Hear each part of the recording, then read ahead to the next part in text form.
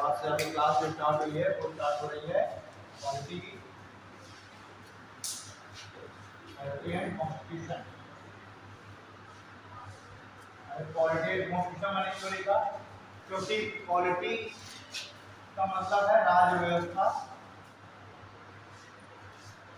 और कॉन्स्टिट्यूशन का मतलब है संविधान। पॉलिटी का मतलब राज्य व्यवस्था और कॉन्स्टिट्यूशन मतलब संविधान। अब इन दोनों शब्दों में डिफरेंस क्या है पॉलिटी और कॉन्स्टिट्यूशन में? पॉलिटी कॉन्स्टिट्यूशन में डिफरेंस क्या है? तो देखिए डिफरेंस क्या है कि जो कॉन्स्टिट्यूशन है ये है कुछ नियम, कायदे, कानून, है ना, या मैं कह दूं जो रूल्स हैं,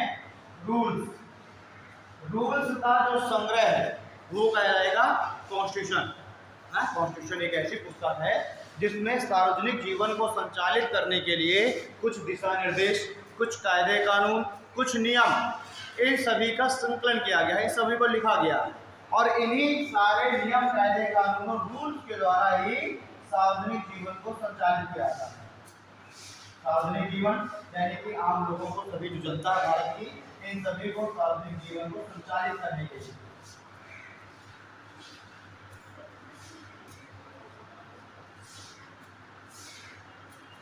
यानी हम आसान शब्दों में क्या कहते हैं? सार्वजनिक जीवन को संचालित करने के लिए जो नियम, कायदे कानून, रूल्स रेगुलेशन, इन सभी का जो एक संग्रह किया जाता है, ये जो सभी हैं उन्हीं को हम कहते हैं कॉन्स्टिट्यूशन।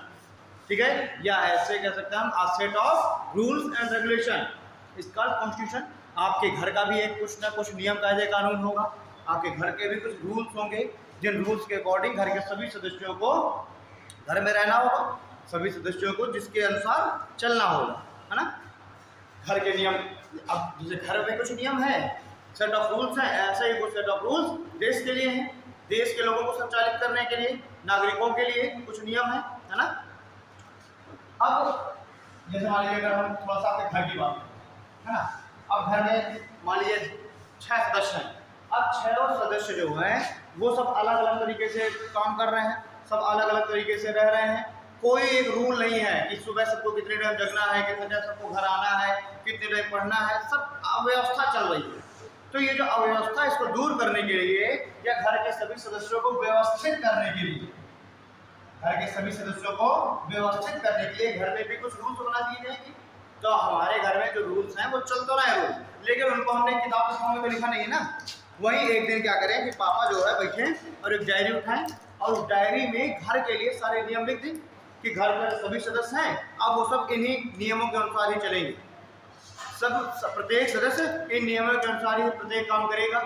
तो वो जो डायरी में जो नियम लिख दिए गए वो सब क्या कहने लगेगी? वो डायरी संविधान। वही डायरी क्या कहने लगेगी? संविधान। अब घर के प्रत्येक सदस्य उस नियम के या उस डायरी के अनुसार ही चलेंगे। ठीक, अब मैं आपके घर गया तो आप जो है मुझसे भी बताने लगे कि हमारे घर का भी एक संविधान है और संविधान के अनुसार ही हम सब चलते हैं। तो मैं कहूँगा ठीक है दिखाओ जरा अपने घर का संविधान, तो आप वो डायरी दिखाएंगे। उस डायरी का मैं पहला पेज खोलूंगा और पहला पेज खोलते ही मैं जान रहा हूँ कि आपके घर में किस किस चीज से संबंधित नियम है। जब पहले पेज में पापा ने क्या किया, लिख दिया पहला पॉइंट, सुबह जगने से संबंधित नियम, जगने से संबंधित नियम। दूसरा नियम लिख दिया एक्सरसाइज से संबंधित नियम। तीसरा लिख दिया स्टडी से संबंधित नियम, है ना। फिर लिख दिया ब्रेकफास्ट से संबंधित नियम, ब्रेकफास्ट। ऐसे करके पांचवा स्कूल या कोचिंग जाने से संबंधित नियम, है ना। फिर लंच से संबंधित नियम। ऐसे करके सारे नियम सब पहले पेज में सब लिख दिया गया ना कि भाई किस किस चीज से संबंधित नियम बनाए गए हैं घर में और सभी लोगों को मानने। ठीक, अब पहला नियम तो जगने से संबंधित नियम। तो आपने जब मैं आपकी डायरी का अगला पन्ना खोलूंगा तो उसमें ऊपर लिखा होगा जगने से संबंधित नियम, और जो भी नियम है सुबह जगने से संबंधित वो सारे इस पेज में लिखे होंगे कि घर के सभी सदस्यों को कितने टाइम जगना है ना। जो 18 साल से ऊपर वाले हैं उनको कितने टाइम जगना है, जो 0 से लेकर 6 साल वाले हैं उनको कितने टाइम जगना है, कोई बीमार है उसको कितने टाइम जगना है। यानी सारे रूल्स एक डायरी में लिख दिए गए और वही रूल्स का संकलन क्या कहलाएगा? संविधान। ठीक, ऐसे ही पूरे देश के लिए नियम लिख दिया गया है डायरी में, उसी डायरी को कहा गया संविधान। अब राज्य व्यवस्था क्या है? तो देखिए नियम तो घर में बने हुए हैं, ऐसे देश में भी नियम बने हुए हैं, लेकिन इन नियमों को कोई ना कोई अप्लाई कराने के लिए भी चाहिए। ये जो नियम है वो नियम सिर्फ लिखे हुए हैं ना, लेकिन इन नियमों को अप्लाई भी तो कराना है। तो आपके घर में नियम तो लिख दिया गया कि सभी को सुबह 5 बजे जगना है, सभी को सुबह 5 बजे जगना है, लेकिन अब 5 बजे जगना है, इसको अप्लाई कौन कराएगा? तो अब अगले दिन आप लेटे सो रहे हैं, घर में बता दिया गया कि सब कुछ संविधान के अनुसार ही चलना है। सुबह आप 5 बजे जग गए, सो रहे हैं, अब पापा तुम्हारे 2 लात मारे, अब 2 लात मारे तो तुम क्या हो गए? जग गए तुरंत खट से। तो पापा ने जो 2 लात मारी, ये क्या हो गया? ये हो गया राज व्यवस्था। ये क्या हो गया? राज व्यवस्था। यानी कि जब आप जो संविधान है जब उसको लागू कराया जाए, अप्लाई किया जाए, तो वो क्या हो जाएगा? राज व्यवस्था। यानी कि राज व्यवस्था क्या है? राज व्यवस्था को हम कह सकते हैं applied form of constitution. Applied form of constitution is called polity. A set of rules is called constitution. नियमों का संग्रह, संकलन क्या कहलाता है? कॉन्स्टिट्यूशन। और उसको जब अप्लाई किया जाएगा, अप्लाई फॉर्म में लिया जाएगा, तो वही कहलाएगा राज व्यवस्था। अब मान लीजिए संविधान तो है, संविधान में सब कुछ लिखा हुआ है, लेकिन इसको अब लागू कौन कौन करा सकता है? हमारे देश का जो संविधान है उसको कौन कौन लागू करा सकता है? तो एक तो लागू कराने की जिम्मेदारी हो जाएगी संसद की। संविधान के अकॉर्डिंग ही संसद ने कोई नया कानून बना दिया, संविधान के अकॉर्डिंग संसद ने क्या किया? कोई नया कानून बना दिया संसद ने, तो वो भी क्या कहलाएगा? वो भी कहलाएगा राज्य व्यवस्था। फिर वो संस्थाएं हैं जो संविधान को लागू करा रही हैं, है ना? तो संविधान को लागू कराने का काम एक कौन कर रहा है? संसद। दूसरा क्या कौन कर रहा है? कार्यपालिका। कार्यपालिका या जिसको हम आम बोलचाल की भाषा बोलते हैं सरकार। ठीक है, तो सरकार जो है इस कानून को लागू करेगी। सरकार किसको दे देती? पुलिस को। तो पुलिस को जो है, पुलिस भाई किसका भाग हो गया? सरकार का ना। तो पुलिस क्या करेगी? अब उस कॉन्स्टिट्यूशन को लागू कराएगी। तो ये भी हो गया, या इसके द्वारा किया गया कार्य भी राज्य व्यवस्था, इसके द्वारा किया गया कार्य भी राज्य व्यवस्था। तीसरा, राष्ट्रपति का अध्यादेश। राष्ट्रपति ने कोई ऑर्डिनेंस जारी कर दिया, राष्ट्रपति ने कोई ऑर्डिनेंस, है ना, उसे हम ऑर्डिनेंस को हिंदी में कहते हैं अध्यादेश। तो राष्ट्रपति का जो अध्यादेश है उसको भी बिल्कुल ऐसी पावर होगी जैसी पावर संसद के द्वारा जारी किए गए कानून की है ना। तो क्या राष्ट्रपति संविधान के बाहर जाकर के अध्यादेश जारी कर सकता है क्या? नहीं। यानी संविधान सर्वोच्च है और सभी को इसके अकॉर्डिंग ही रहना है ना। तो राष्ट्रपति के द्वारा जारी किया गया अध्यादेश ये भी क्या हो गया? पॉलिटी हो गया। ठीक, फिर न्यायपालिका का कोई निर्णय, न्यायपालिका जुडिशरी, न्यायपालिका ने अगर कोई अपना जजमेंट दिया, अपना कोई निर्णय दिया, तो वो भी अपने आप में क्या बन गया? पॉलिटी का हिस्सा बन गया। तो फिर न्यायपालिका का जो आदेश है, जो निर्णय है, वो अपने आप में कानून होता। न्यायपालिका का निर्णय क्या है? अपने आप में कानून है। तो न्यायपालिका का जो निर्णय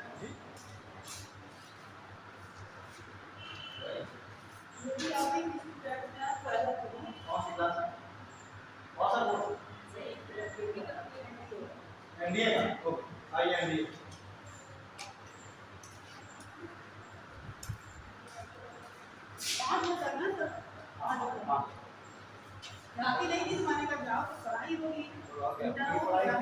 आज से नया सेशन स्टार्ट है, पहली क्लास है ना। आइए तो फिर रेगुलर आइए, ये नहीं एक दिन आए फिर 4 दिन आए, कोई मतलब नहीं। हाँ, तो वो पिछले सेशन में आ रहा था कि एक आध बार आया है बस, कहता है समझ नहीं आता, जब जाएंगे तब समझ में आएगा। एक दिन आएंगे तो एक हफ्ता नहीं आएंगे तो बात समझ में आएगा। अब मान लीजिए आज आ गई, अब एक अगले हफ्ते फिर सोमवार को आएगी और फिर घर में जाके कह देगी कि समझ में नहीं आया, तो क्या समझ में आएगा? हाँ, पिछले सेशन भी आ रही थी, अब इस सेशन में तो नया आया, देखते हैं कि, है ना। अभी लोगों के आते रहते हैं बच्चे। ओके, तो ऐसे ही न्यायपालिका ने अपना कोई जजमेंट दिया, तो न्यायपालिका को जो जजमेंट है, जो निर्णय है, वो भी क्या है? अपने आप में एक कानून है। ठीक, तो इन सब के द्वारा जारी किया गया कानून, इन सब के द्वारा किया गया कार्य क्या कहलाएगा? राज्य व्यवस्था यानी पॉलिटी।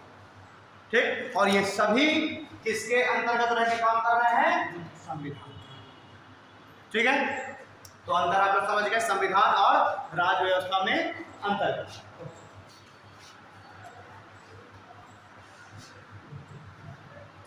अब थोड़ा सा हम पहले बात कर लेते हैं आखिरकार संसद क्या है, कार्यपालिका क्या है, न्यायपालिका क्या है, इसको पहले हम लोग देख लें, फिर उसके बाद हम टॉपिक स्टार्ट करेंगे।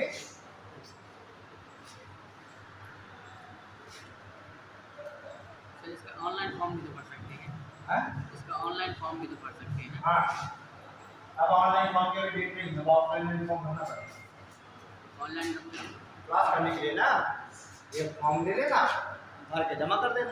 Agree set. हाँ, ठीक है, आइए इधर देखते हैं। तो स्टेट यानी राज्य, यहाँ पर राज्य की जो परिभाषा है, जो राज्य है वो आज हम लोग ये राज्य देख रहे हैं उत्तर प्रदेश, मध्य प्रदेश, बिहार, उससे नहीं लिया गया। यहाँ पर राज्य की परिभाषा थोड़ा ज्यादा व्यापक ली गई है, स्टेट की परिभाषा है ना, राष्ट्र से ली गई है। तो जो स्टेट है, स्टेट के 3 पिलर माने गए हैं। स्टेट के कितने पिलर हैं? 3 पिलर माने गए, यानी कि 3 स्तंभ माने गए स्टेट को, जिस पर पूरा स्टेट टिका हुआ है। ठीक, कौन कौन से पिलर है? तो पहला जो पिलर है उसको कहते हैं विधायिका। पहला पिलर क्या कहलाया? विधायिका। दूसरा पिलर क्या कहलाया? कार्यपालिका।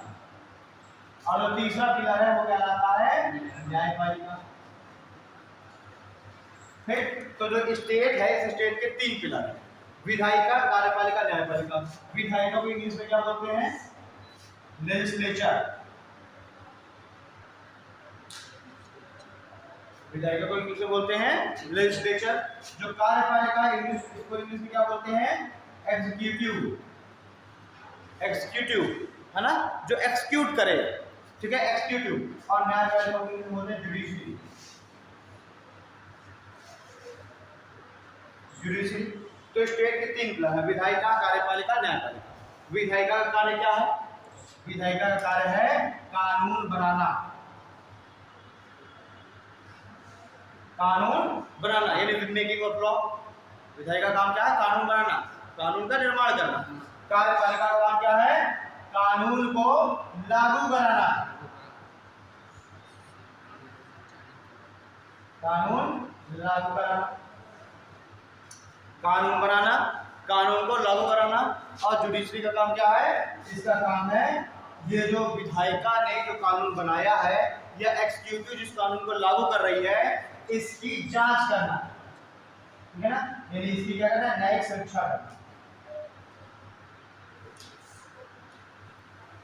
विधायिका द्वारा बनाए गए कानून, कार्यपालिका द्वारा लागू किए जाने वाले कानून की न्यायिक समीक्षा करना काम है न्यायपालिका का। ये जो न्यायपालिका है एक संरक्षक के रूप में, संरक्षक के रूप में कानूनों की जांच करती है। हम कहते हैं इसका काम है जांच करना।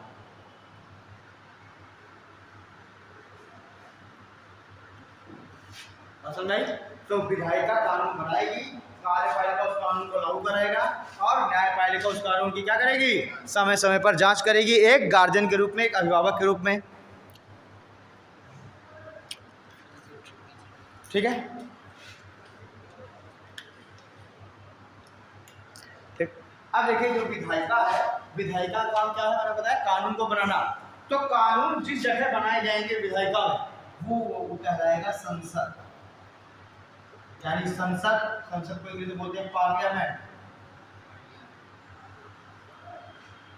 पार्लियामेंट किसका अंग है? विधायिका का अंग। ठीक है, अब सभी सदस्य जितने संसद में ही, जैसे ये कमरा है, अब इस कमरे में हम उपस्थित हैं, आप उपस्थित हैं, तो क्लास संचालित हो रही है। ऐसे ही संसद में सभी सदस्य उपस्थित होंगे और मिलकर के कानून को बनाएंगे। ठीक है, वो पूरी जो संस्था है विधायिका कहलाएगी और विधायिका के सारे सदस्य संसद में बैठेंगे। तो उस भवन को, उस कमरे को कहते हैं पार्लियामेंट। ठीक है, अब जो संसद है भाई, कानून जो बनाया जा रहा है, बनाने वाली संसद तो है विधायिका, लेकिन कानून बनाया कहाँ जाएगा? तो संसद में बनाया जाएगा। तो ये जो संसद है, संसद के भी हमने 3 अभिन्न अंग मान लिए। संसद के भी हमने 3 अभिन्न अंग मान लिए, यानी कि 3 अंग मिल करके संसद में कानून बनाएंगे। ठीक, कौन कौन? संसद का एक अंग कहलाएगा लोकसभा। संसद का एक अंग क्या कहलाएगा? लोकसभा। दूसरा अंग कहलाएगा राज्यसभा और इसका एक तीसरा अभिन्न अंग है राष्ट्रपति। यानी ये तीनों मिल करके कानून को बनाने का काम करेंगे। जैसे मान लीजिए कोई कानून बनाया जाना है तो पहले वो कानून आ गया लोकसभा में, कोई कानून बनाया जाना तो पहले वो कानून कहाँ गया? लोकसभा में। सुन लिया? पानी दे दीजिए, पानी। तो कोई कानून बनाया जाना तो पहले वो कानून कहाँ आया? लोकसभा में आया। लोकसभा के सभी सदस्य, लोकसभा के सभी सदस्य पहले उस पर चर्चा करेंगे और चर्चा करके अपना निर्णय लेंगे, डिसीजन लेंगे, ठीक है। और यहाँ से लोकसभा से कानून को पास किया जाएगा। यानी एक प्रस्ताव पहले रखा गया लोकसभा में, लोकसभा उस प्रस्ताव को पास करेगी और प्रस्ताव को पास करने के भी कई तरीके होंगे। एक तो साधारण बहुमत से ऐसा प्रस्ताव पास किया जाएगा, साधारण बहुमत से प्रस्ताव पास किया जा सकता है। दूसरा विशेष बहुमत से पास किया जाएगा,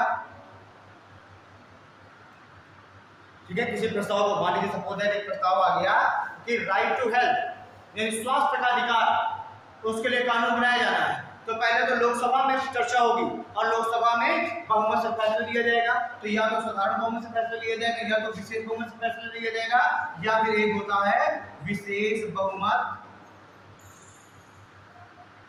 तथा कम से कम आधे राज्यों की सहमति, कम से कम आधे राज्यों की सहमति। या तो इस तरीके से प्रस्ताव पास होगा, ठीक।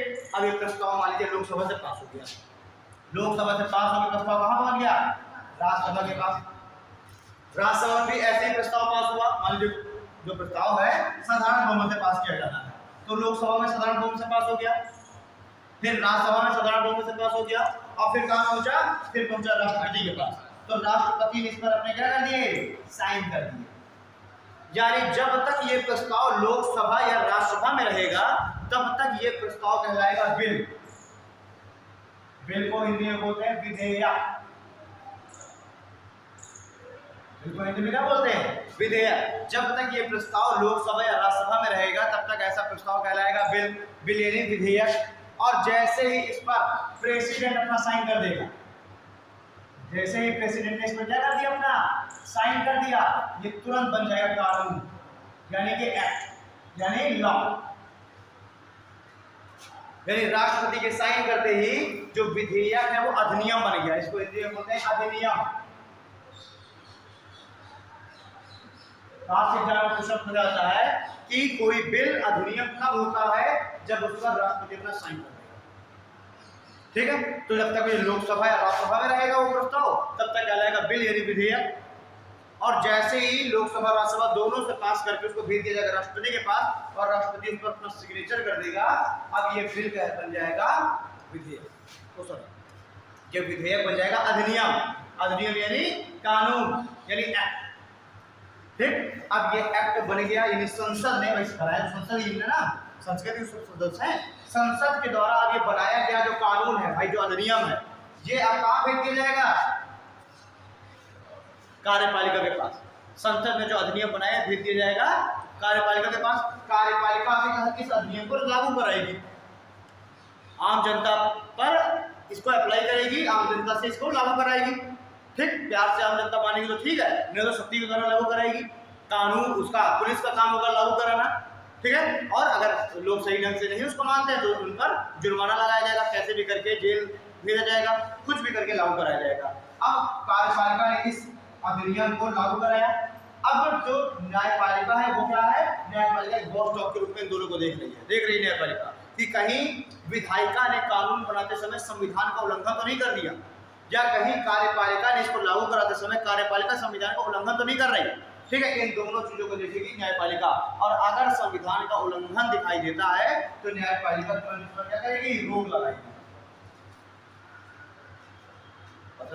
और जो भी कानून बनाया गया है विधायिका के द्वारा, अगर ये असंवैधानिक है, संविधान के अनुसार नहीं है, तो उसको रद्द भी कर देगी न्यायपालिका, रद्द कर सकती,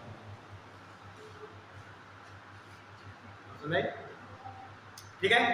अब बात यहाँ पर ये आती है कि आखिरकार जो लोकसभा है और जो राज्यसभा में सदस्य कितने हैं, है ना, यानी संसद में कुल कितने सदस्य होंगे? तो देखिए हम लोग केंद्र के चुनाव हुए संघ सरकार के, तो उसमें हम लोग वोट लोकसभा के सदस्यों को देते हैं कि राज्यसभा के सदस्यों को देते हैं? आम लोग 18 साल से ऊपर के सभी लोग किसको वोट देंगे? लोकसभा के सदस्यों को। यानी लोकसभा के जो सदस्य हैं वो आम जनता के द्वारा डायरेक्ट रूप से चुने जाते हैं, ठीक है। तो लोकसभा में अधिकतम जो सदस्य हैं, लोकसभा में अधिकतम सीटें हैं 5.5, ठीक है। लोकसभा में कितनी सीटें हैं अधिकतम?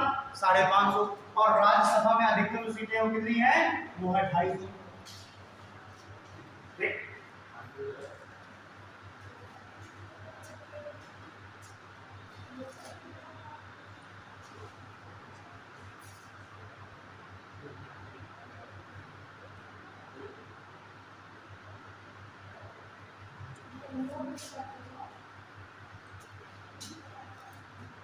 ठीक है, तो लोकसभा में अधिकतम सीटें कितनी हैं?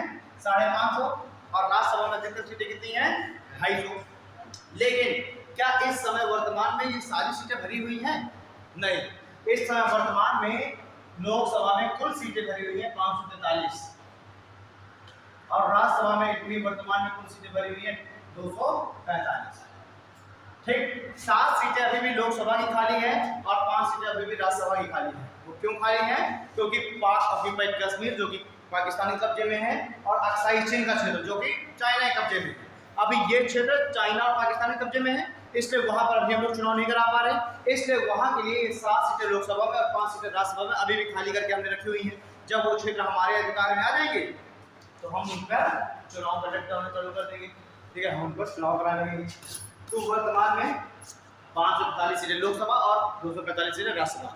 यानी अगर बात किया जाए कि संसद में अधिकतम वर्तमान में कुल कितने सदस्य अधिकतम, तो 550 प्लस 250 यानी कि 8 सदस्य हैं कुल टोटल पार्लियामेंट में, संसद में। ठीक है, और ये संसद है इसका जिक्र किया गया है हमारे संविधान के आर्टिकल 79 में। ठीक, आर्टिकल 79 में संसद का जिक्र किया गया है, आर्टिकल 80 में राज्यसभा का जिक्र किया गया है और आर्टिकल 81 में लोकसभा का जिक्र किया गया है। ठीक है, 52 से लेकर के और आर्टिकल 61 तक में राष्ट्रपति के बारे में बात की है। ठीक, तो ये है इतने अधिकतम सीट्स हैं जिनमें से अभी इतनी भरी गई हैं। अभी कुछ 7 लोकसभा में खाली हैं और 5 राज्यसभा में खाली हैं। ठीक, थोड़ा सा बात कर लेते हैं लोकसभा और राज्यसभा में दोनों में क्या डिफरेंस है। और लोकसभा और राज्यसभा दोनों में डिफरेंस क्या है? हाँ, तो जो लोकसभा है ये लोकसभा एक, इस लोकसभा को हम कह सकते हैं house of Commons. House of Commons यानी हाउस ऑफ कॉमन्स का मतलब ये आम सभा है। आम सभा यानी आम जनता द्वारा चुन करके भेजे जाते हैं इसके सदस्य। ठीक है, ये है हाउस ऑफ कॉमन्स। इसी को हम कहते हैं लोअर हाउस। लोअर हाउस या निम्न सदन भी बोल देते हैं किसे? लोकसभा। लोकसभा को हम house of Commons, lower house या निम्न सदन भी बोल देते हैं। वहीं राज्यसभा को हम बोलते हैं house of states. House of states यानी कि अपर हाउस यानी उच्च सदन।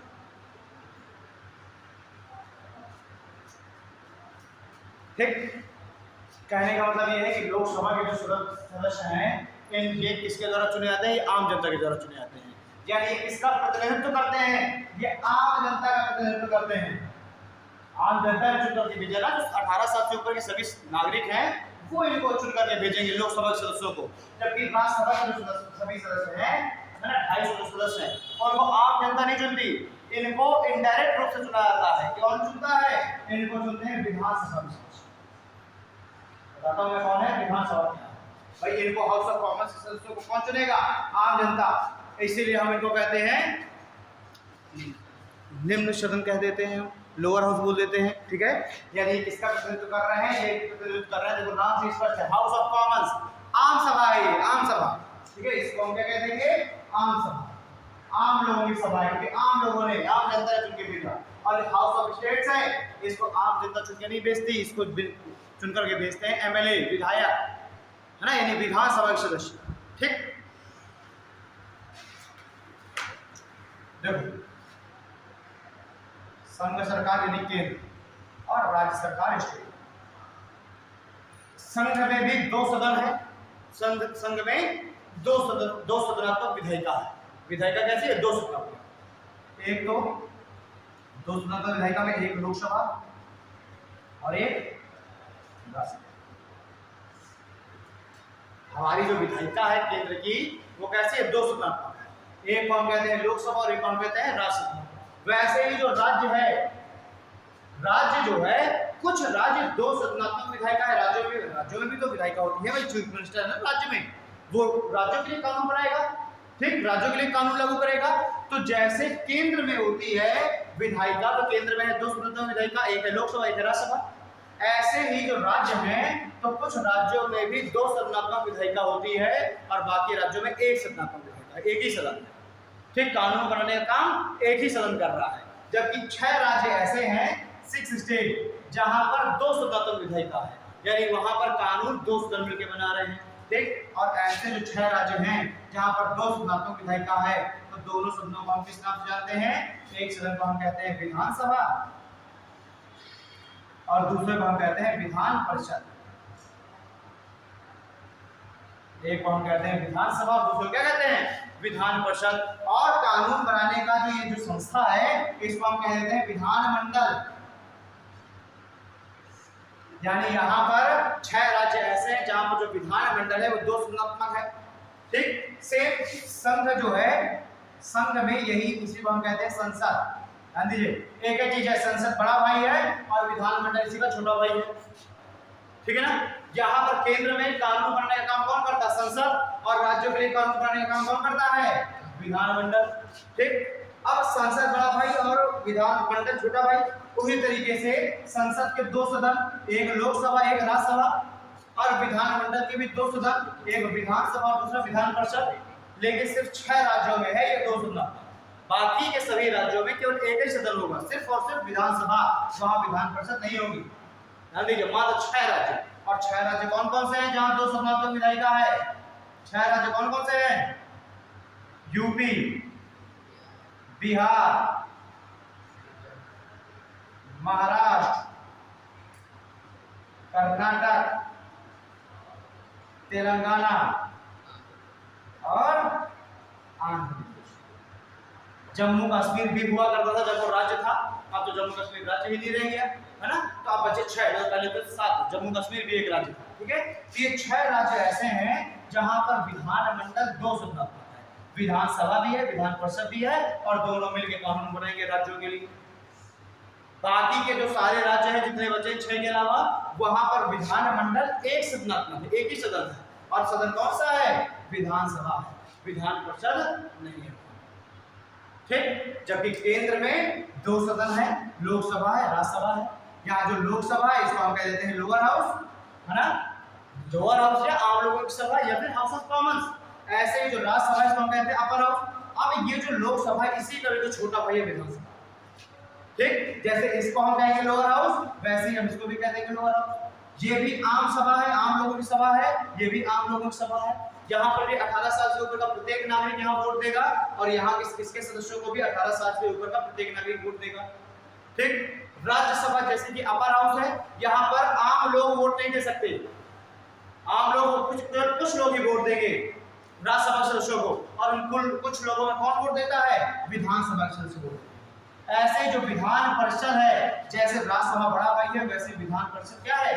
इसका छोटा भाई है। जैसे लोकसभा बड़ा भाई था, विधानसभा छोटा भाई था, वैसे राज्यसभा बड़ा भाई है और विधान परिषद छोटा भाई है। यहाँ के सदस्यों को आम लोग वोट नहीं देते और यहाँ के भी सदस्यों को आम लोग वोट नहीं देते, समझ आ रही है, ठीक। तो केंद्र में संसद कानून बनाती है और राज्यों में विधानमंडल कानून बनाता है। केंद्र में दो सदन है, लोकसभा और राज्यसभा, और विधानमंडल में भी दो सदन है, विधानसभा और विधान परिषद।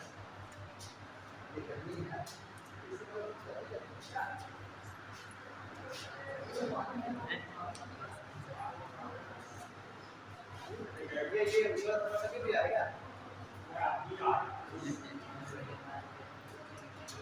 क्या हो गया?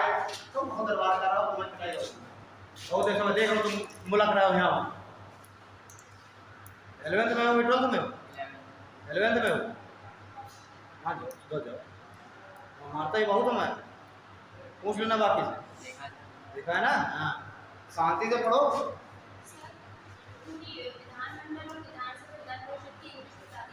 देखिए, विधानसभा को बोलते हैं लेजिस्लेटिव असेंबली, ठीक है, लेजिस्लेटिव असेंबली।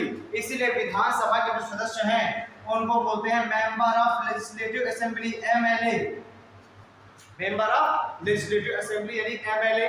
और जो विधान परिषद है इसको बोलते हैं लेजिस्लेटिव काउंसिल, विधान परिषद को बोलते हैं लेजिस्लेटिव काउंसिल, इसलिए इसके जो सदस्य हैं इसको बोलते हैं MLC, member of legislative council. और लोकसभा को लोकसभा ही बोलते हैं, राज्यसभा को राज्यसभा ही बोलते हैं।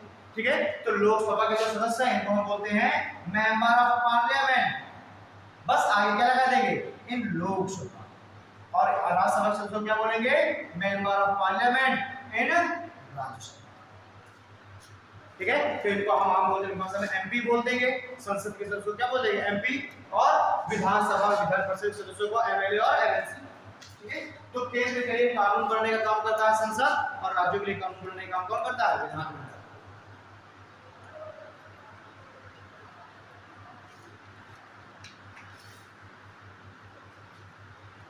ठीक है, बताओ 6 राज्य जहां पर विधान परिषद है, 6 राज्य जहां 2 सदनात्मक विधायिका है, कौन कौन से 6 राज्य, आंध्र प्रदेश, कौन कौन, यूपी, बिहार, आंध्र प्रदेश, कर्नाटक और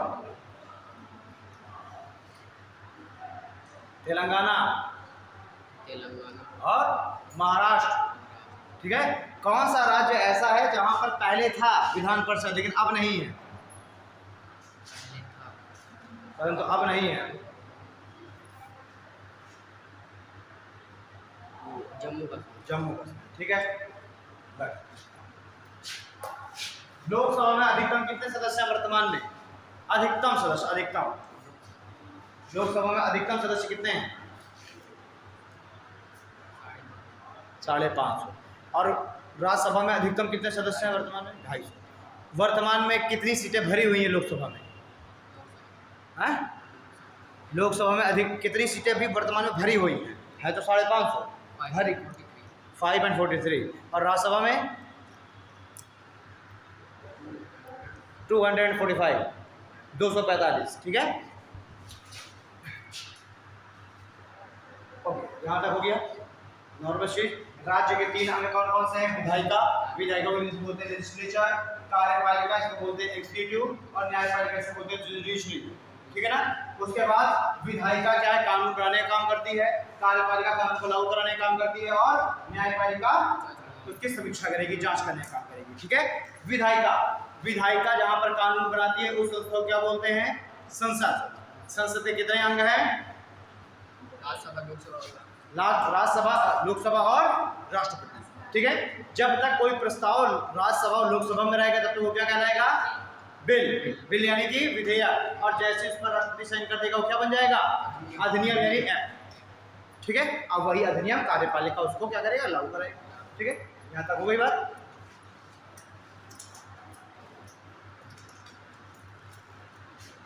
कुछ इन दोनों में डिफरेंस और देख लेते हैं।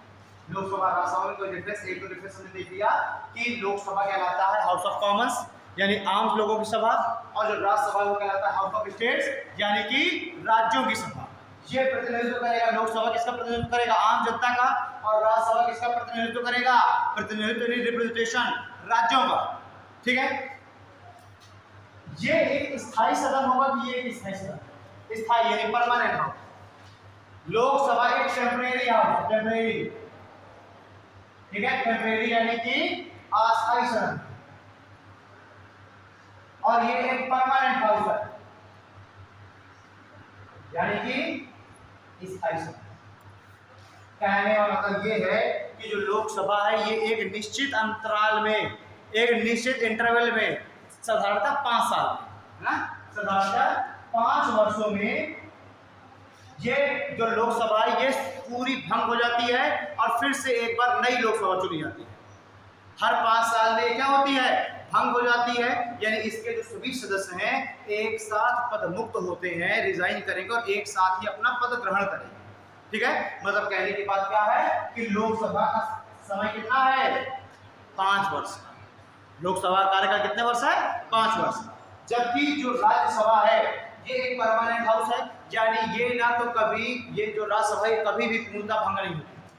जैसे लोकसभा हर 5 साल में पूर्णता भंग हो जाती है, समाप्त हो जाती है, और फिर इसके सदस्य, सभी सदस्य एक साथ फिर चुने जाते हैं, फिर शपथ लेते हैं, फिर काम करते हैं, 5 साल बाद फिर वो रिजाइन कर देते हैं। ठीक है, वैसे ही जो राज्यसभा है, राज्यसभा के सभी सदस्य एक साथ ना तो ज्वाइन होते और ना एक साथ रिजाइन करते, यानी कि हर एक निश्चित इंटरवल में इसके कुछ सदस्य रिजाइन करेंगे और उतने ही सदस्य नए आ जाएंगे चुन के। जैसे कि इसका कार्यकाल तो है 5 वर्ष, राज्यसभा का कार्यकाल है 6 वर्ष, लेकिन ये 5 वर्ष में पूर्णता भंग हो जाएगी, पूर्णता भंग हो जाएगी, एक साथ समाप्त, एक साथ नहीं चुनी जाएगी।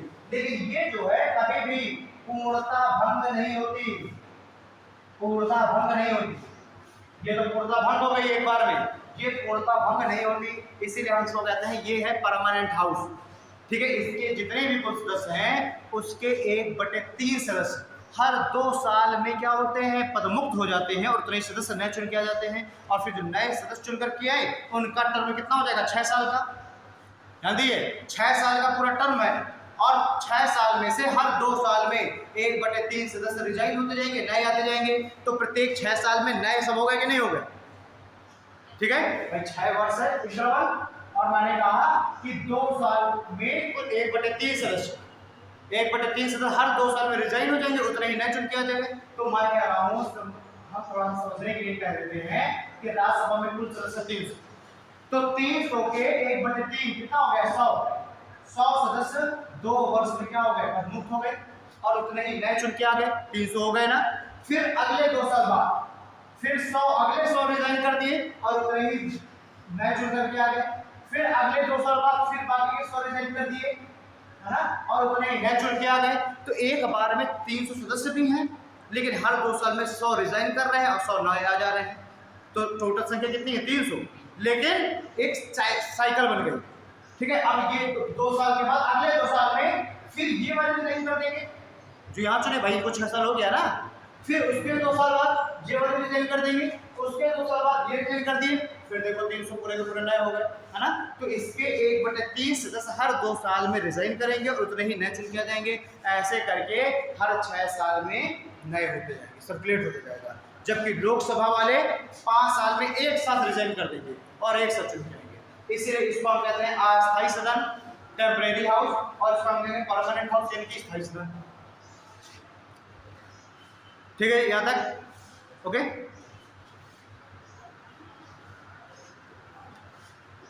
लोकसभा के जो सदस्य हैं इनका प्रत्यक्ष चुनाव होता है, डायरेक्ट इलेक्शन। लोकसभा के सदस्यों का चुनाव कैसा होता है, प्रत्यक्ष डायरेक्ट इलेक्शन। और जो राज्यसभा के सदस्य हैं इनका इनडायरेक्ट इलेक्शन होता है, अप्रत्यक्ष चुनाव होता है।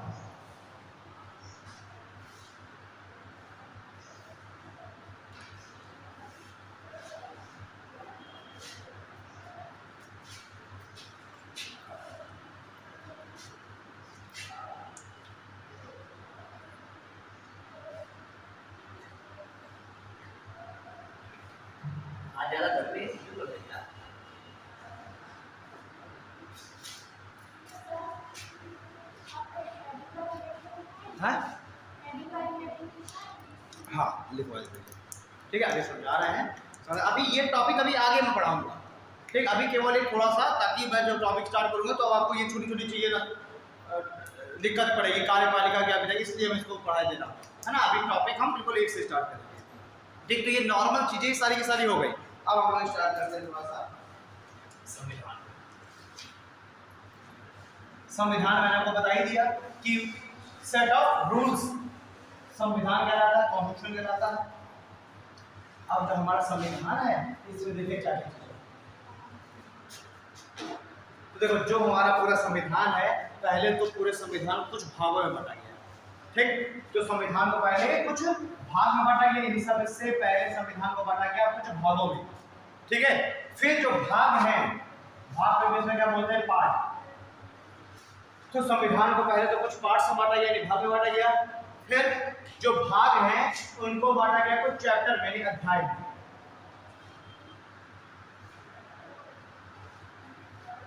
चैप्टर यानी अध्याय में बांटा गया।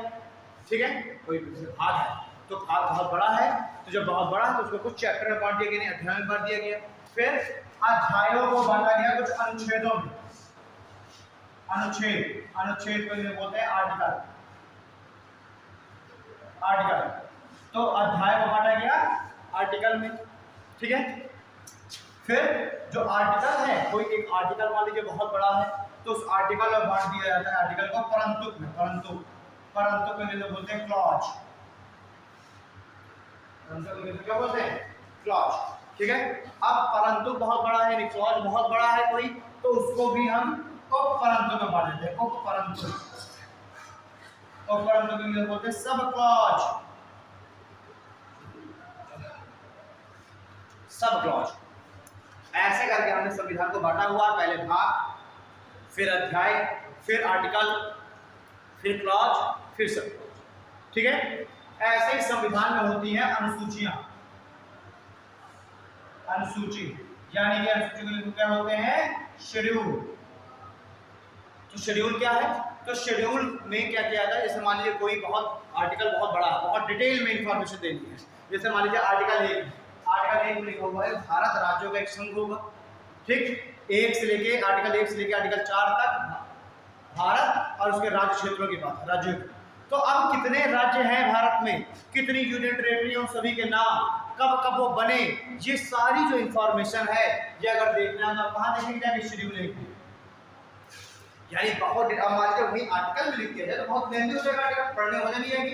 तो जो बहुत डिटेल में अगर हमें कोई इंफॉर्मेशन देनी है तो आप कहाँ देते हैं? शेड्यूल में। ठीक है, तो जब कोई ऐसी इंफॉर्मेशन हो जो कि अनुच्छेद में ना हो शामिल, उसके बारे में बहुत डिटेल में बात करनी हो तो कहाँ बात करिए? अनुसूची में। ठीक, अब जब हमारा संविधान बना तो कुल कितने उसमें भाग थे?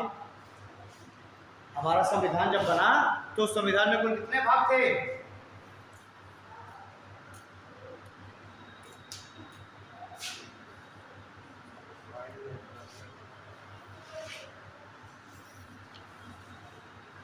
हमारा संविधान जब बना तो संविधान में, मूल संविधान में जब बना उस समय संविधान में कुल भाग थे 22। कितने भाग थे? 22। ठीक, वर्तमान में कितने भाग हो गए हैं? वर्तमान में हो गए 25। ठीक, संविधान जब बना तो भाग थे 22 और वर्तमान में प्रेजेंट टाइम में कितने भाग हैं?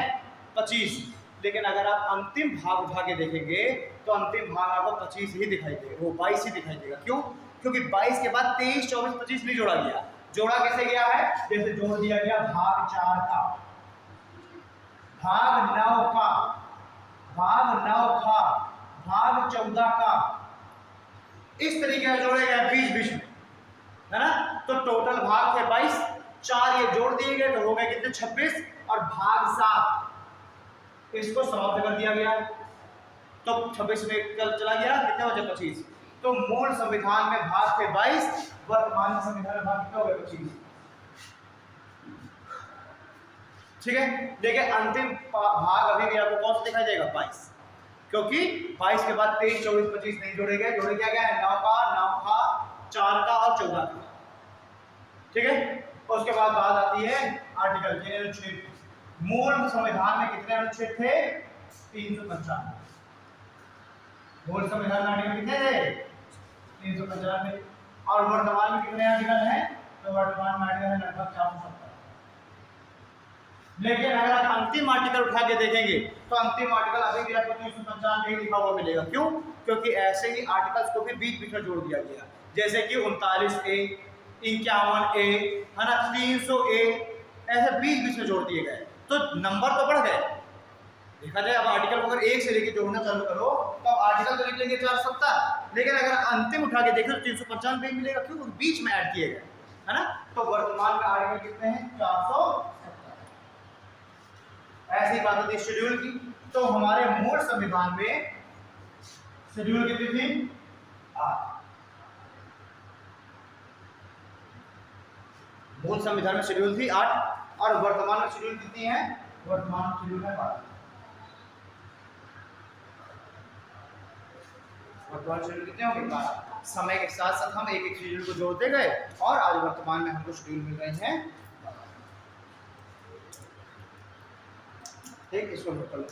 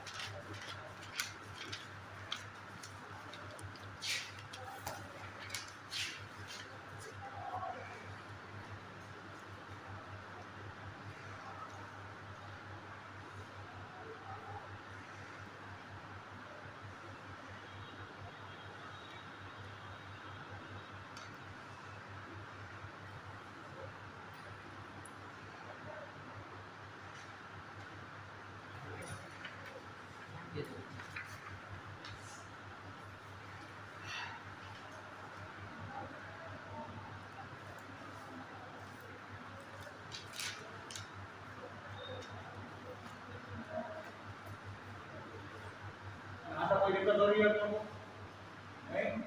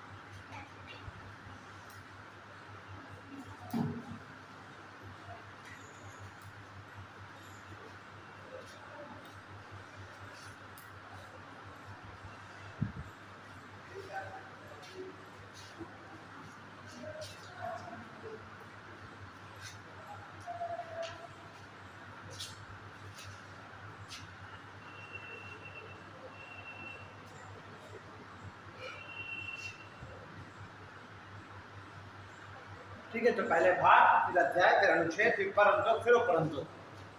ठीक, क्लॉज और सबक्लॉज। यानी आर्टिकल जब बहुत बड़ा होगा, जैसे आर्टिकल 19 बहुत बड़ा है, तो उसको हम कुछ क्लॉज में बांटते हैं। जैसे clause 19 clause 1, 19 clause 2, 19 clause 3, clause 4, clause 5, clause 6। अब जो 19 का क्लॉज 1 है वो भी बहुत बड़ा है, तो उसको हम कुछ सब क्लॉज में बांट देंगे। जैसे 19 clause 1 sub clause A, 19 clause 1 sub clause B, 19 clause 1 sub clause C, clause 1 sub clause D, sub clause E, sub clause F और सब क्लॉज G। ठीक है ना? तो जब क्लॉज बहुत बड़ा होगा तो सब क्लॉज में, जब आर्टिकल बहुत बड़ा होगा तो क्लॉज, क्लॉज भी बहुत बड़ा तो सब क्लॉज। ठीक है, इस तरीके से।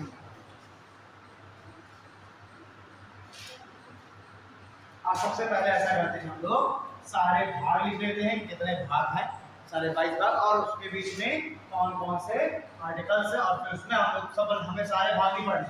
फिर हम देख लेंगे कि कौन कौन से भाग हमारे लिए महत्वपूर्ण है, कौन कौन से हम लोग पढ़ते हैं। तो जब संविधान स्टार्ट होता है, तो संविधान स्टार्ट होने के बाद सबसे पहले आपको मिलेगा प्रियम्बल। प्रियम्बल को हिंदी में क्या बोलते हैं? उद्देशिका। इसी को कभी कभी हम बोल देते हैं, इसी को प्रस्तावना। और जब आप बुक खोलते हैं तो बुक में पहले पेज में लिखा होता है ना, राइटर का नाम लिखा होगा इस किताब को मैंने 7 वर्षों की मेहनत के साथ बनाया है, मेरे माता पिता का आशीर्वाद रहा, इसमें मैं बच्चों को ये टॉपिक शामिल कर रहा हूँ, बच्चों को पढ़ने में आसानी होगी, यही सब तो लिखा होता है। वही क्या? प्रियम्बल, यानी उद्देश्य के लिए, उसका उद्देश्य, ऑब्जेक्टिव, राइटर का ऑब्जेक्टिव क्या है इस किताब को लिखने के लिए, वो सारा लिखा होता है पहले पेज में। ऐसे ही हम जो पहला पेज आप देखेंगे और उसमें मिलेगा वो प्रियम्बल। इस प्रियम्बल में आपको क्या समझ में आ जाएगा, क्या स्पष्ट हो जाएगा कि इस पूरे के पूरे संविधान का उद्देश्य क्या है, क्यों ये संविधान लिखा गया है, इस संविधान में नागरिकों को क्या क्या चीजें मिल रही हैं, कौन कौन से अधिकार मिल रहे हैं नागरिकों को। ठीक है, देश के लिए कैसा देश बनाने की संकल्पना है हमारे संविधान निर्माताओं की। यानी हम ये कह सकते हैं कि जो प्रियम्बल है ये संविधान निर्माताओं की क्या है, सोच को बताता है, संविधान निर्माताओं के उद्देश्य को बताता है। किस उद्देश्य के साथ उन्होंने संविधान का निर्माण किया? संविधान निर्माताओं के मन के विचार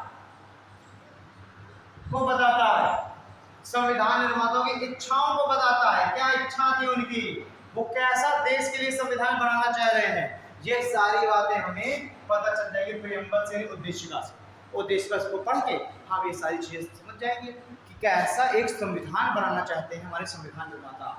हमारी जो संविधान सभा है, कॉन्स्टिट्यूशन असेंबली, किस तरह का संविधान निर्माण करना चाह रही है, वो सारा चीजें हमें पता चल जाएगी सब प्रियम्बल।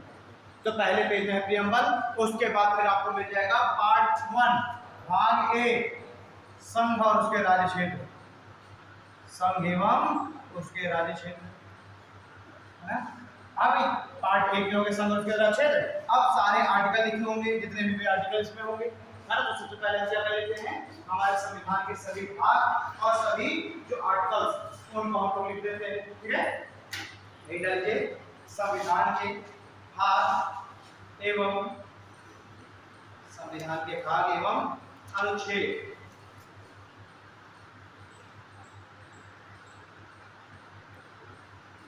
संविधान के भाग एवं अनुच्छेद तो पहले लिखे भाग वन पार्ट वन का नाम क्या है संघ और उसके राज्य क्षेत्र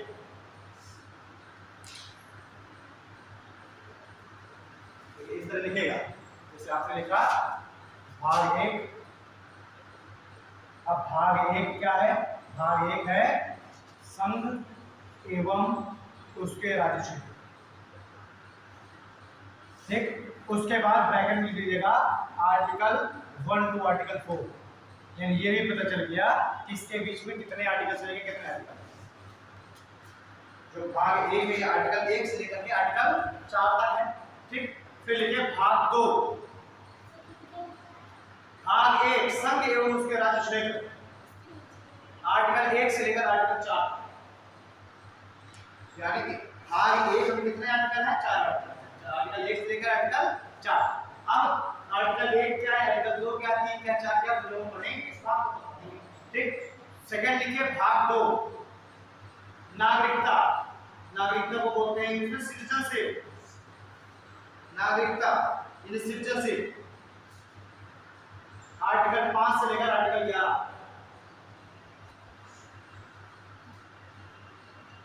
नागरिकता इन सिटीजनशिप आर्टिकल 5 से लेकर आर्टिकल 11। अभी के भाग 3 मौलिक अधिकार को बोलते हैं हम लोग इंग्लिश में फंडामेंटल राइट्स मौलिक अधिकार यानी फंडामेंटल राइट्स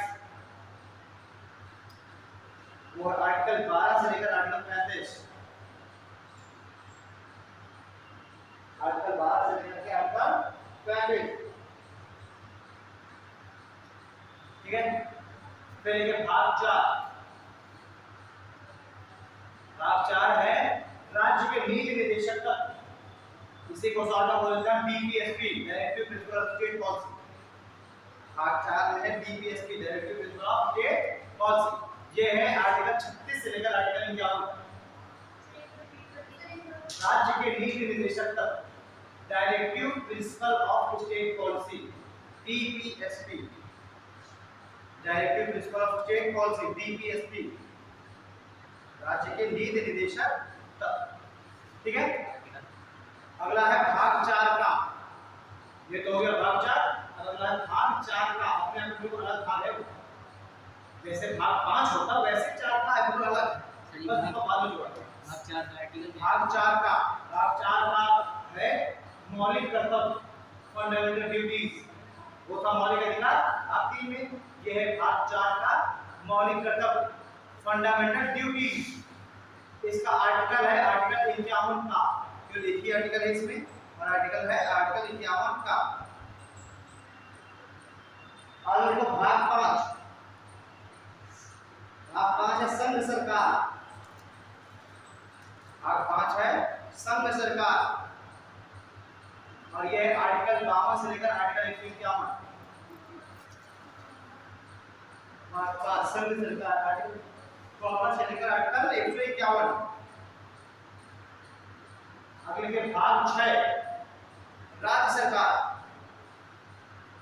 भाग 6 राज्य सरकार आर्टिकल 152 से लेकर के आर्टिकल 237 आर्टिकल 152 से लेकर आर्टिकल 237। फिर भाग 7 उसमें डैश करके लिख देना निरसित समाप्त भाग 7 समाप्त कर देना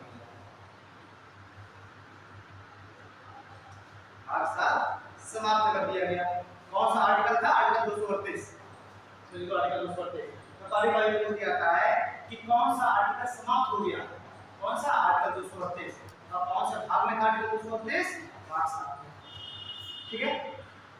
ये जो भाग 7 में एक्चुअली 3 तरीके के राज्य बताए गए भाग 7 एक ब्रिटिश शासित राज्य जिन पर ब्रिटिश का अधिकार था एक देसी रियासतों वाले राज्य जिसमें देसी रियासतें थी और एक ऐसे राज्य थे जिन पर चुनाव वगैरह होता था। हाँ तो अब चूंकि हमारा संविधान लागू हो गया सारे राज्यों को मिले होगी, तो ऐसे राज्यों के कोई हो रहे नहीं क्वेश्चन का, तो इसलिए भाग 7 समाप्त कर देंगे। ठीक है, अब देखिए भाग 8। भाग 8 है संघ शासित क्षेत्र, यूनियन टेरिटरी जब बोल देते हैं। भाग 8 है संघ शासित क्षेत्र। आर्टिकल 239 से लेकर के 242, आर्टिकल 239 से लेकर 242, आर्टिकल 239 से लेकर आर्टिकल 242। आगे लिखिए भाग 9। भाग 9, भाग 9 है पंचायतें, पंचायत। भाग 9 है पंचायत। फिर ये है आर्टिकल 243 ए से लेकर आर्टिकल 243 ए, कैपिटल में बनाना है ये अलग जो आर्टिकल है, आर्टिकल 243 ए से लेकर आर्टिकल 243 ओ, आर्टिकल 243 ए से लेकर आर्टिकल 243 ओ। अब ये भाग 9 का, भाग 9 का, ये भाग 9 हो गया पंचायत। अब नया एक भाग जोड़ा गया 9 का, वो है नगर निकाय, जिसमें नगर पालिकाएं भी हैं, नगर निगम भी हैं, तो पंचायतें हो गई और 9 का हो गया नगर निकाय। ये दोनों लोकल गवर्नमेंट्स हो गई, स्थानीय सुशासन। गांव में हो गए पंचायतें और शहरी क्षेत्रों में नगर निकाय। जो बड़ा शहर होता है वहां होते हैं नगर निगम, जो छोटा शहर होता है वहां होती है नगर पालिकाएं। ठीक है, तो ये है आर्टिकल 239 पी से लेकर आर्टिकल 239 जेड ए, 245 पी से भाई ओ था तो पंचायत में हो गया, 245 पी से लेकर के 245 जेड ए, 245 जेड ए। अब लिखिए भाग 9 का, भाग 9 का, 9 का में है कोऑपरेटिव सोसाइटीज, फिर सहकारी समितियां, कोऑपरेटिव सोसाइटीज यानी सहकारी समितियां। भाग 9 का सहकारी समिति यानी कोऑपरेटिव सोसाइटी, ये है आर्टिकल 243 जेड बी से लेकर के article 243 Z H, article 243 Z B से आर्टिकल 243 जेड एच।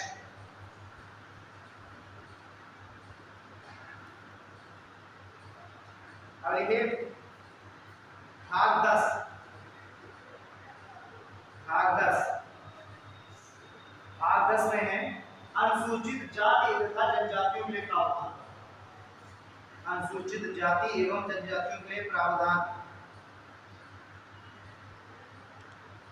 आर्टिकल 244,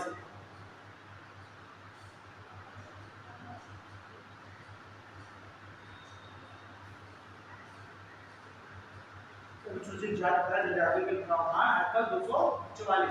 यदि शेड्यूल कास्ट और शेड्यूल ट्राइब्स के लिए कोई विशेष प्रावधान बनाने हैं तो कौन से आर्टिकल को बनाएंगे, आर्टिकल 244। ठीक है, और इनके बारे में सारे जो विशेष प्रावधान है भाग 10 में। ठीक है, भाग 10 हो गया।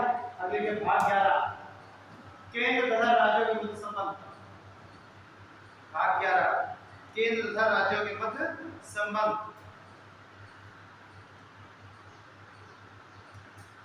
ये है आर्टिकल 245 से लेकर के आर्टिकल 263, आर्टिकल 245 से लेकर के आर्टिकल 263। भाग 11 हो गया।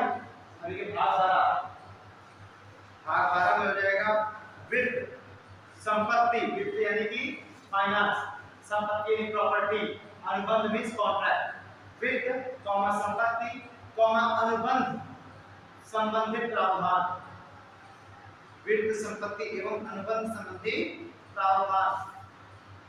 ये है आर्टिकल 264 से लेकर के आर्टिकल 300 का, आर्टिकल 264 से लेकर के आर्टिकल 300 का। का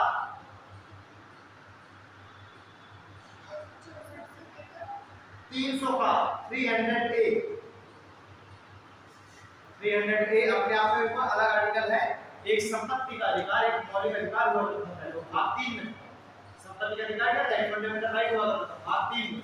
तो उसको क्या किया गया, मौलिक अधिकार से समाप्त कर दिया गया उसे, संपत्ति के अधिकार मौलिक अधिकार से समाप्त करके उसको कहाँ डाल दिया गया?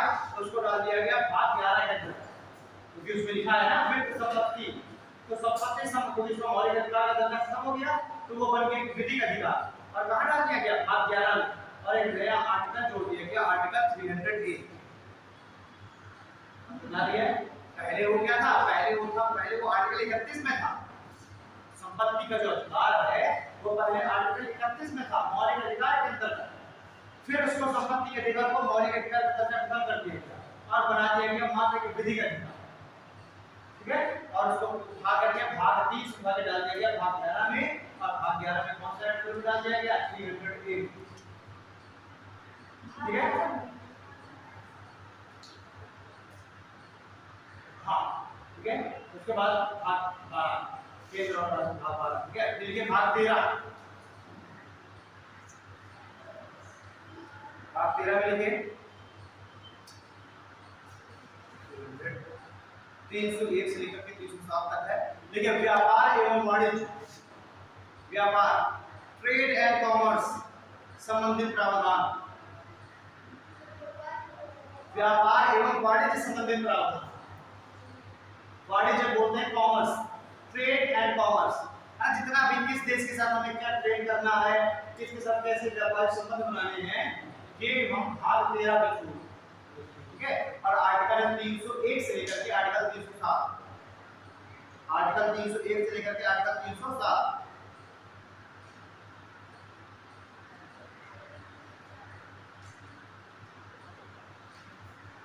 व्यापार वाणिज्य हो गया भाग 13, ठीक है। संपत्ति अनुबंध ये सारे हो गए, संपत्ति अनुबंध ये होगा भाग 12। अब देखिए भाग 14, भाग 14 है केंद्र तथा राज्यों के अंतर्गत सेवाएं, केंद्र तथा राज्यों के अंतर्गत सेवाएं,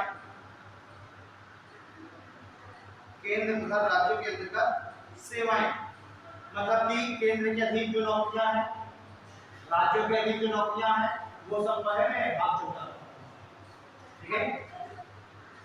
केंद्र तथा राज्यों के अंतर्गत सेवाएं, आर्टिकल है 308 से लेकर के 323 तक, आर्टिकल 308 से लेकर के आर्टिकल 323, ठीक।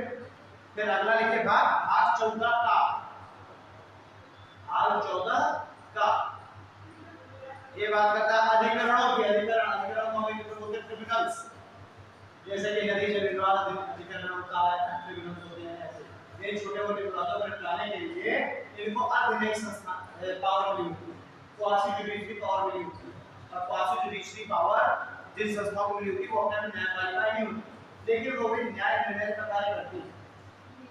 अब अगर कोई मर्डर संबंधित केस है तो वो ट्रिब्यूनल में ले जाया जाएगा, ट्रिब्यूनल्स में लेके जाया जाएगा सुलह से संबंधित, समझौते से संबंधित, है ना, ऐसे मामले, ठीक। तो ट्रिब्यूनल्स भाग 14 का में है ट्रिब्यूनल्स, ट्रिब्यूनल्स को क्या बोलते हैं? अधिकरण, और ये है आर्टिकल 323A और 323B, आर्टिकल 323A और 323B। फिर अगला है भाग 15, भाग 15 में चुनाव यानी इलेक्शन, भाग 15 में चुनाव यानी कि इलेक्शन, और ये है आर्टिकल 324 से लेकर के आर्टिकल 329A तक, आर्टिकल 324 से लेकर के आर्टिकल 329A तक।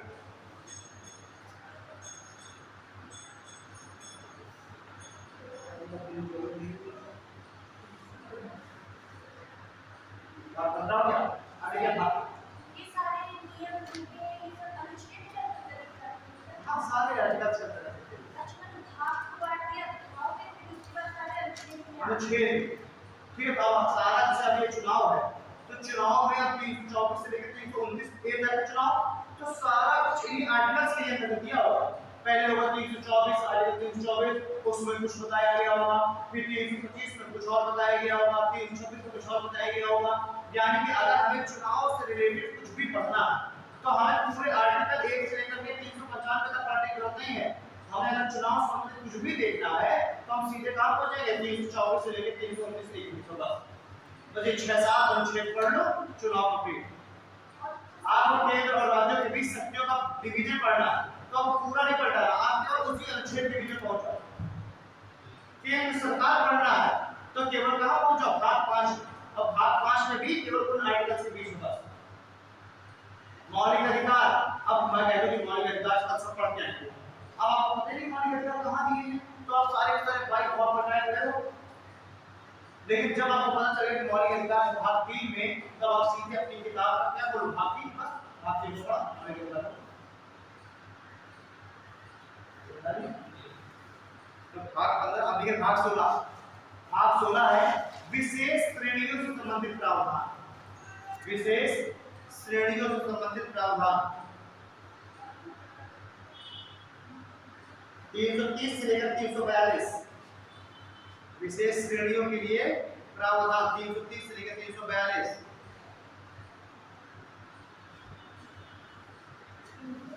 तीन सौ 30 से लेकर 342। ठीक है, कुछ विशेष श्रेणियों के लिए प्रावधान, मतलब कुछ अगर विशेष प्रावधान बनाने हैं, किन्हीं के लिए शेड्यूल ट्राइब्स में कोई विशेष प्रावधान बनाना है तो इसी में बना देंगे हम भाग 16 में। ठीक है, अब ये भाग 17। भाग 17 है आधिकारिक भाषाएं, यानी ऑफिशियल लैंग्वेज। हमारे संविधान में जितनी लैंग्वेजेस दी हैं सबके बारे में बात करें। भाग 17 आधिकारिक भाषाएं यानी ऑफिशियल लैंग्वेज।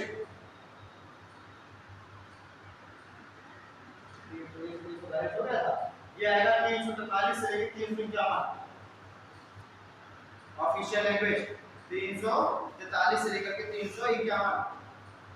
ठीक है, और इनके भाग 18। भाग 18 है इमरजेंसी, आपातकाल।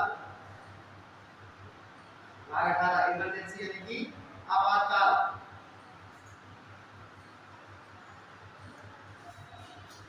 ये है आर्टिकल 352 से लेकर के आर्टिकल 360। भाग 18 यानी आपातकाल 352 से लेकर के 360। ठीक है, तो अब अगर आपको इमरजेंसी से रिलेटेड कुछ भी पढ़ना है तो आप कहां पढ़ेंगे, आप पढ़ेंगे भाग 18 में। आप भाग 18 में कौन से आर्टिकल में पढ़ेंगे, आप पढ़ेंगे 352 से लेकर 360। अगला है भाग 19, ये है मिसलेनियस यानी विविध, यानी जिसके बारे में अभी तक कोई कानून नहीं बनाया गया वो यहां पर लिखो, विशिष्ट के बारे में विविध लिखना। विविध मिसलेनियस ये होता है किताब में होता है विविध, अब लास्ट जो चार पेज जोड़ दिया, ये जो भी किताब में छोड़ दिया मिसलेनियस वो बाद में जोड़ दिया जाएगा लास्ट। ठीक है, तो भाग 19 से विविध, विविध में आ जाएगा 361 से लेकर के 367। 361 से लेकर के 367 367। अब ये भाग 20। भाग 20 संविधान संशोधन, कॉन्स्टिट्यूशन अमेंडमेंट। संविधान संशोधन कॉन्स्टिट्यूशन अमेंडमेंट, ये हो जाएगा आर्टिकल 368। भाग 20 संविधान संशोधन आर्टिकल 368।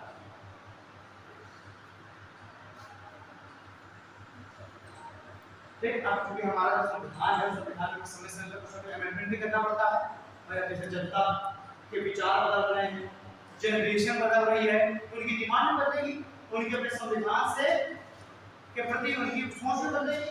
तो अब प्रत्येक व्यक्ति के संविधान को अपना संविधान माने, इसलिए समय समय पर संविधान में हमें अमेंडमेंट करना जरूरी है। अमेंडमेंट मतलब संशोधन करना जरूरी है, कुछ नई चीजें ऐड करना, कुछ चीजों को समाप्त कर देना, है ना। तो इसलिए हमें संविधान 104। ठीक है, तो अभी तक 104 बार हम संविधान में संशोधन कर चुके हैं, और जितने बार हम संशोधन करेंगे कुछ नया प्रावधान जोड़ देंगे, या कुछ चीजों को हम वहां से काट के अलग कर देंगे। ठीक है, तो भाग 20 हो गया संविधान संशोधन और आर्टिकल 368। अब देखिए भाग 21। भाग 21 में है अस्थायी यानी टेम्परेरी, संक्रमणकालीन ट्रांजिशन एवं विशेष प्रावधान। अस्थायी, संक्रमणकालीन एवं विशेष प्रावधान। अस्थायी, संक्रमणकालीन एवं विशेष प्रावधान, ये है आर्टिकल 369 से लेकर 392।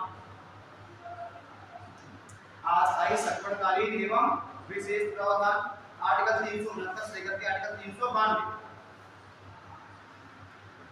मान लीजिए अस्थायी तकनीकी समय के लिए हम लोग जोड़ना है 2 साल के लिए रहेगा, 2 साल बाद अपने आप खत्म हो जाएगा। तो हम कहाँ जोड़ेंगे? हम जोड़ेंगे 369 से 392। आज 22 सेकंड तारीख ले हो निश्चित तौर पर हम लेंगे भाग 22 में होगा टाइटल्स, लघु शीर्षक, यानी कैट को शॉर्ट नाम बोलते हैं सीएजी, इसका फुल फॉर्म क्या होगा, है ना, पीएम का फुल फॉर्म क्या होगा, इस तरीके से लघु शीर्षक, ये टाइटल्स एवं आधिकारिक पाठ, लघु शीर्षक एवं आधिकारिक पाठ 394 से लेकर 395। लघु शीर्षक यानी एवं आधिकारिक पाठ 394 से लेकर 350, यानी किसी भी चीज के लिए टाइटल क्या किया गया है उसको, है ना, ऑफिशियल उसमें क्या बोला जाएगा, इसको आधिकारिक पाठ में क्या होगा, ये सब है 394 से 350 है। तो सारे हमने भाग देख लिए और सारे उसके अंदर के अनुच्छेद देखिए, कितने अनुच्छेद हैं, किससे किससे। आपसे एग्जाम में डायरेक्ट पूछ जाता है कि बताइए डीपीएसपी के अंतर्गत कौन सा अनुच्छेद नहीं है, डीपीएसपी में कौन सा अनुच्छेद नहीं है। अब एक दे दिया उसने आर्टिकल 37, एक दे दिया आर्टिकल 33, एक दे दिया आर्टिकल 112 और एक दे दिया आर्टिकल 17। तो डीपीएसपी में कौन सा आर्टिकल नहीं होगा, मतलब कौन सा आर्टिकल शामिल होगा डीपीएसपी में, डायरेक्टिव प्रिंसिपल स्टेट पॉलिसी में कौन सा आर्टिकल शामिल होगा, ध्यान देना है। आर्टिकल 37, आर्टिकल 12, आर्टिकल 17 और आर्टिकल 122। सीधी बात है, मैं डीपीएसपी बता रहा है 36 से लेकर 51 के बीच में डीपीएसपी, तो जो इसके बीच में जो आर्टिकल होंगे वही तो शामिल होगा।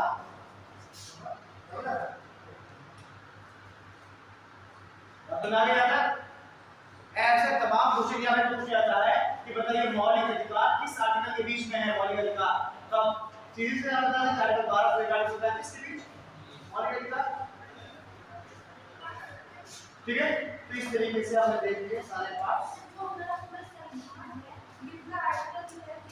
सारा एक एक पॉइंट वाइज पॉइंट। अब मान लीजिए आप अपने नोट्स बनाती हैं और आपने 4 पेज अपना स्टॉप लिखते चले जाओ, लिखे ना उसमें कोई पॉइंट डालो ना उसमें कोई हेडिंग डाल, लिखे चले जाओ, पता नहीं लगेगा। अब ऐसे ही हम आर्टिकल 1 को मतलब भाग 1 को में अब पूरा लिखे चले जाओ 2 पेज, तो जब आपको पढ़ने में मन लगेगा उसको अच्छा ही लगेगा, तो हम उसको क्या करेंगे, उसको बढ़िया से सजाने के लिए, डेकोरेट करने के लिए अलग-अलग आर्टिकल में हम उसको बांट देंगे, ठीक है। अब इसमें कौन-कौन से भाग महत्वपूर्ण हैं क्या हम लोग देखेंगे, कौन-कौन से हमको फोकस कर रहे हैं, ठीक है, इनके बारे में चर्चा करेंगे कल की क्लास में।